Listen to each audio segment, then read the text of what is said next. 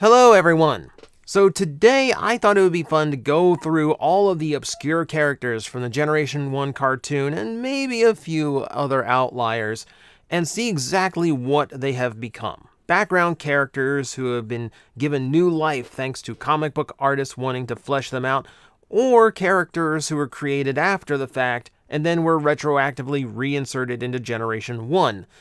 It's a weird concept, but there's actually a few good reasons for it. So essentially, we're basically looking at like the most obscure of G1 characters and seeing what has become of them. Think of it as like one of those like gossip shows that checks in on celebrities once in a while. What happened to Dave Coulier from Family, from Full House, that kind of thing. So we're gonna start with Greenlight here, who has gained some level of prominence because, well, thanks to her, she is infamously expensive to get. Her one toy that exists, part of the female Autobot combiner of Power of the Primes, and yeah, she's become very infamous in the fandom. Greenlight has basically become a synonym for overcharging and scalping. She is getting a little bit more prominence these days in IDW 2.0 as RC's partner. Few comics dedicated to that little family that was built up in that series. So she's gotten a little bit more characterization. It's harder to say the same about Lancer, another who is expensive on the aftermarket for her one toy. But in G1, she is just a filler female Autobot in the search for Alpha Trion. She doesn't really do much of anything. She has no vocal lines that I can even remember. So, yeah, no surprise, there's not a whole lot fiction-wise for her. There are modern comics that did use Lancer a little bit, but we still don't have, like, a real, like, example of how she stands out as a character. So we're still kind of waiting for her to gain some prominence. Also, I apologize that one of the few examples of her is an upskirt. It's the only source material that exists. This is what happens when you talk about background characters. Let's talk about someone who's in a more dignified pose. So this one's actually relevant right now because Junk Heap here just came out in Studio Series 86. And probably the most obscure character to actually get a toy in Studio Series to date. This is one of the very few shots where he is not obscured in any way, shape, or form. One of the very few frames where we get a good look at him.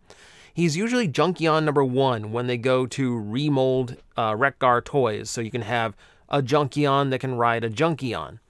And in a similar vein, we have Scrap Iron, who is basically number 3 on the totem pole. If they go full troop builder, Junkion 3-pack or whatnot, this is the one that usually gets called up. Because after that, you get to like the Detrius and Nancy.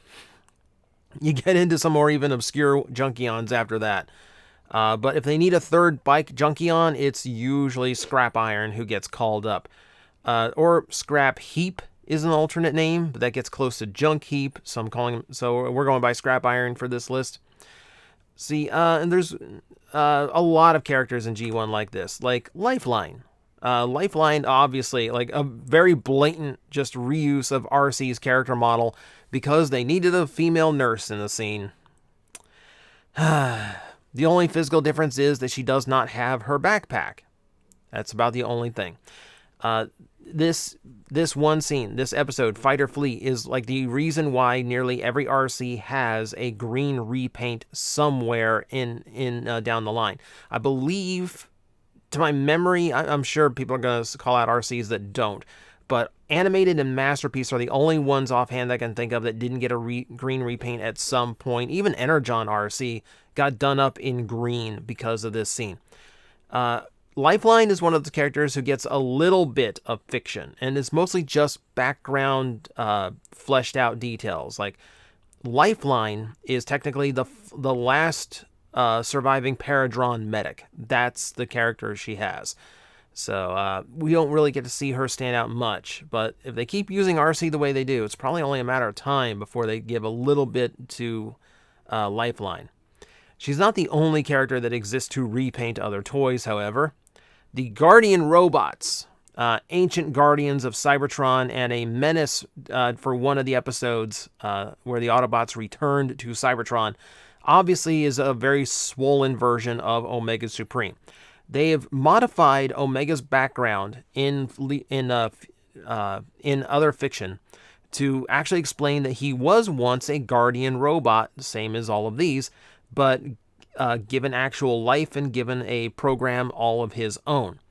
The guardian robots would eventually go on to inspire the one time anyone had the guts to repaint a toy as big as Omega Supreme, and gave birth to, well, a Guardian robot repaint of the G1 toy, as well as Energon Omega Sentinel. Now, I've not seen any indication that we're going to get that out of the Omega Supreme Titan class.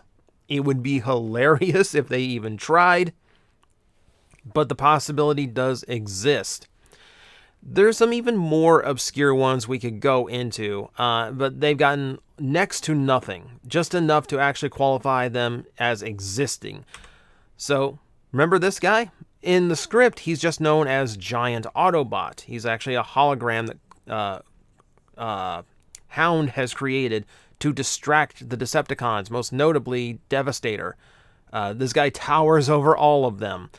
Later on in fiction, he is named as Halonix Maximus, which is a reference to the hologram nature, but also I really like that name, and I really like the design of this robot. I'm surprised this hasn't come back up in fiction somewhere. That this has somehow not been like just some like ridiculous like Select Skyfire remold or something. It is a really cool looking design. Halonix Maximus comes from Fun Pub fiction, actually. The one time the character actually appears as an actual character and was given a name. Though there's actually a bit of an official artwork that actually includes him in a group of Autobots too. So it's a little bit funky. But yeah, not really a character, but has actually gained a little bit of a life of his own. And I hope he gains a little bit more. Let's go to something a lot more prominent. Rainmakers. We know these guys. These have been very prominent, especially as they've needed more Decepticon jets to fill out comic book ranks, but we've also gotten them several times on the toy shelves. In particular, Acid Storm has basically become a go-to seeker when Hasbro is kind of exhausted of the main six and just needs to have some kind of Starscream repaint. Classics being first in Universe 2, of course, and then most recently a Rainmaker 3-pack with his teammates here, Nova Storm and Ion Storm. Now, Nova Storm is the yellow one, and you would think to yourself, wait. Isn't that Sunstorm? I thought that was Sunstorm. That makes sense, because they're all storm names, right? We'll get to that. We'll get to that. For now, no. These are three unique ones. And I love how they were given life. Rainmakers was just something that Blue Streak spouted off, but it became the team of the name, because it sounded like that's what he was referring to. And even the name Acid Storm was a clever use of a line Bumblebee said, where he missed a few words to sound weak, but it also made it sound like he was saying a proper name. Extremely clever how they worked that to create these modern Rainmakers. But you ask about Sunstorm, I'll tell you no. That is not Sunstorm. That is Sunstorm, looking far more orange with his signature white hands, etc. This shot in itself gets pretty interesting. There's a lot going on here. So, Sunstorm there is at the front. The one that's in the most prominent one here is, I believe, Hotlink. The blue one is Bitstream. It's not Thundercracker. You'll note because the hands and the pylons and the thighs are all different colors. So it's not Thundercracker, though it is very close. And also, look above Hotlink's name, Hotlink's knee, rather. Look above that. You see this? You see that little like dark blob there that kind of has this thing going into Sunstorm's back? That's Nacelle. Yeah, that is actually Nacelle, or at least what we have now called Nacelle. So obviously these are all Fun Pub characters that were done up as Seeker repaints for box sets. They decided they're going to do an homage to the this team seen in More Than Meets the Eye episode 1. They gave them all character names, so these are retroactively named after those characters. The fun part comes when you try to get to this Sunstorm and realize they were going to do classic Sunstorm. However, eHobby at the time was also planning to do a classic Sunstorm, so FunPub had to change plans, rename the character, and then decided, and now I've confused myself. Now I can't even keep track of which characters are which. They decided to rename the character, but they still wanted to include Sunstorm in the group, so in the comic book, they redrew it so that they had this yellow Seeker, and then a much darker orange Seeker was also present, and that was supposed to be Sunstorm. Well, twist in the matter, eHobby's Sunstorm got canceled because Takara said they couldn't do it because Hasbro was producing a Sunstorm from the classic Seeker mold. And eventually, FunPub realized that Takara was referring to their version that they were planning to do, so Sunstorm actually did become a thing in the box set, but the character was still present in the comics, that darker orange Seeker. And there was a print error with the character to make them actually appear a lot more red than intended. And when asked, they were actually given the name Redwing. So I'm not going to dive too much into the comic book side of all these obscure characters, but this is a really weird situation that does exist. It does tie into the Rainmakers and the Welcoming Party, as they are known. So I thought I'd throw that one in because there's a lot more in the comic books too, but I'm not as versed in the comics, so we're not going to go into that too far. We could go even more obscure if that's what you want. We have Playback here. Playback is a communication officer from Paradron. Thank you to IDW for giving this character a name and a little bit of a life. Not a whole lot been done with the character, and I kind of wish there was, because I actually think this is a really cool design. How about one that caused everyone to lose their minds? So this is a famous error from Five Faces of Darkness. Of course, there's a ton of errors in Five Faces of Darkness, but this one gave the Constructicons a third origin in the original Transformers cartoon. They were originally just built on Earth by the Decepticons. Later on, they existed on Cybertron as either neutrals or Autobots that were forcibly converted into Decepticons. And now we have this shot where apparently they actually built Megatron. Now there's a few weird things about this, as you'll note that not everyone's got the right details or head, but you might have noticed that the count is wrong. There are 8 of them here when typically you've only got 6 Constructicons to work with.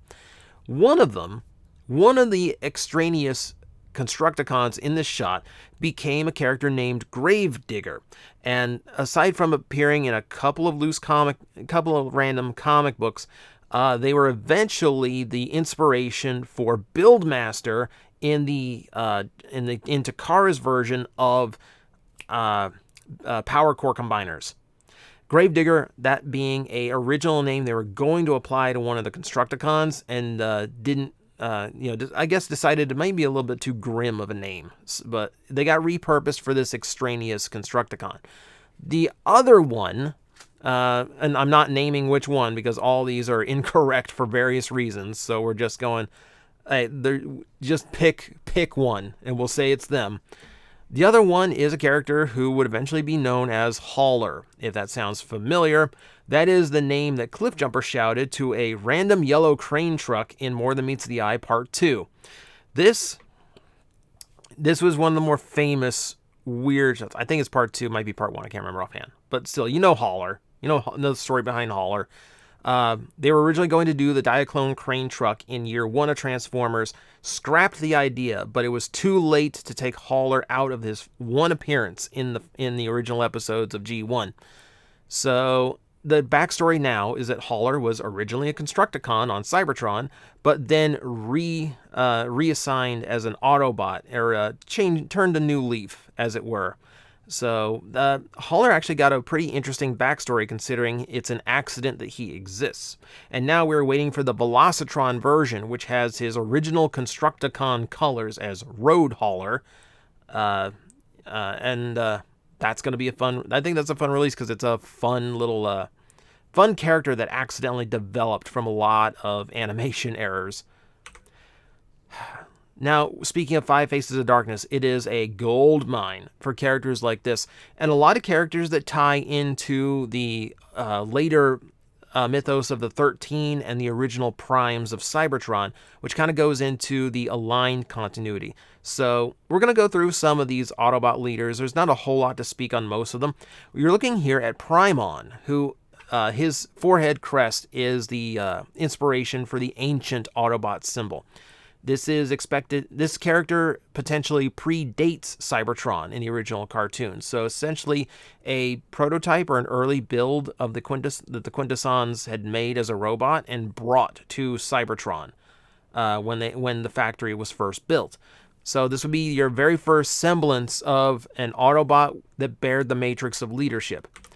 Followed by Prima, who fictionally is either one of the 13 primes or the very first leader of the Autobots, or what would eventually become the Autobots. Essentially kind of the first one chosen by Primus themselves. This is another design I really like that has never gotten a toy.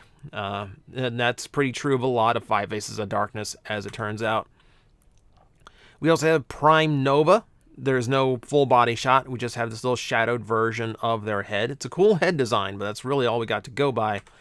And then we have this super generic version of Rodimus Prime, who is Guardian Prime.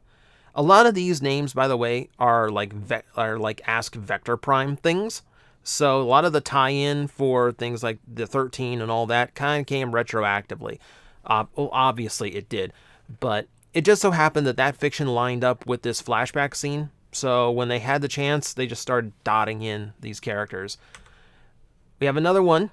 This was Zeta Prime. And we're starting to look more like Optimus Prime here a little bit, right? So we're getting a little bit more of the classic leader aesthetic. And then my favorite design in G1 that still has no toy. I don't even think third party has touched the guide. This became G1 Sentinel Prime.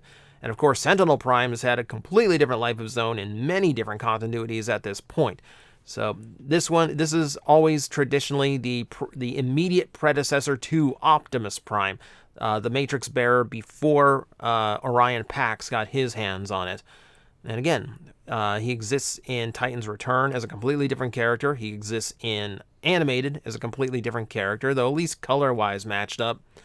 And I believe it's that coloration for that shared coloration is the reason why Sentinel Prime gets tied back to this character that was in script called a U-Haul robot.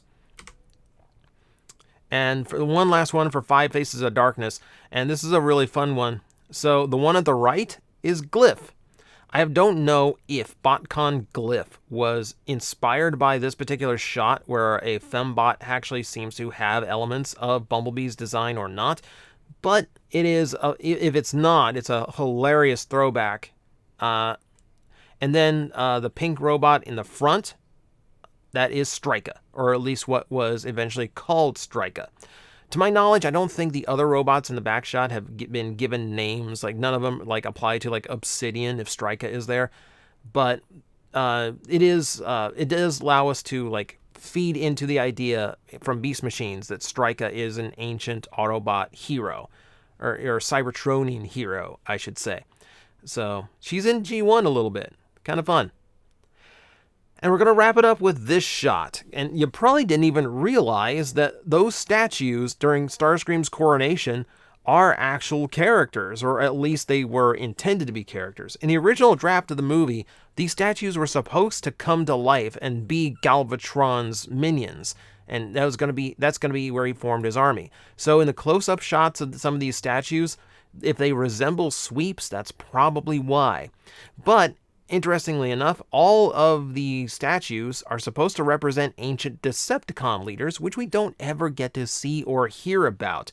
And that's a little bit of an interesting twist on the matter. Some of them have interesting names. Floron and Derry are two of them. Floro Derry invented all this. All right, so there you go. And he's the one who named a lot of these.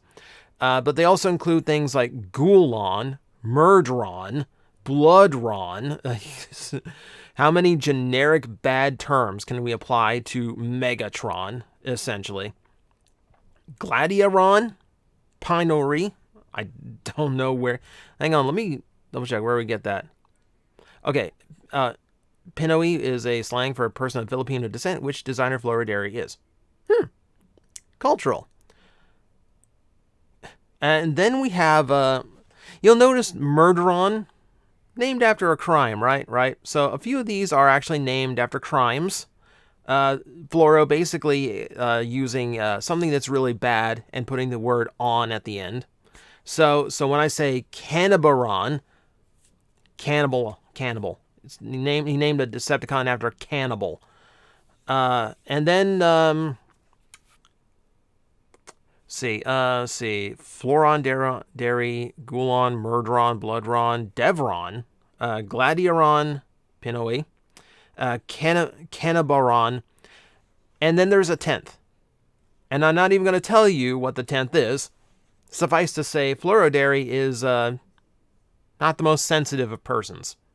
So you go check. It is Hall of Heroes on TF Wiki. If you genuinely want to know what the 10th one is, might be a bit of a trigger warning for some. Yeah. But if you're thinking like terrible crimes and, on that level, and I haven't mentioned it, you can probably guess. But yeah, that is going to be where we end it today. There's a lot more I could go through. A lot of generics have been rechristened as modern characters, and a lot have been the inspiration for characters who have popped up in the comics. And the comics themselves have plenty of characters that went unnamed and became something else later on. Like I said, not as versed in that, but if I change that, we might do that again some point soon. For now, that's your history lesson on generics in G1. I hope you gained something from this and learned a little bit about how G1 basically retconning works, because it doesn't happen often, but when it does, I don't know, it's actually kind of fun, I think. Guys, I am facing the most powerful enemy any YouTuber can face, the algorithm, and I need your help to defeat him. Hit the like button, hit the subscribe button, hit the notification bell, and leave a comment. Every time you do, we attack that algorithm and we drive it back until it can no longer defeat this channel. Thank you very much.